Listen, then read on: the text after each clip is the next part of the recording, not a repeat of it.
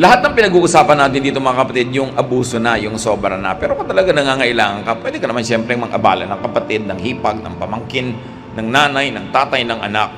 Pero yung habit mo ng mga abala, naging tungkulan na nilang paabala, yun ang pinag-uusapan natin dito. Stop involving people in your self-made problems. Tulad nga nung mga hindi nagpapakatino, biglang makakabuntis kung saan-saan, pero ang gagastos, yung pamilya niya. Dapat kung hindi mo kayang gastosan, yung magiging bunga ng iyong pagkakamali, huwag kang magkamali. O kaya, huwag kang paulit-ulit, matuto ka naman. Hindi natin dapat isinasangkot ang mga mahal natin sa buhay sa lahat ng gulong kusa naman nating pinasok.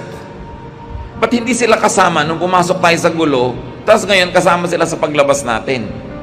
Hindi ba, sana kung pamisa-misan, kung sa buhay mo once, twice, thrice, pero kung nakakapit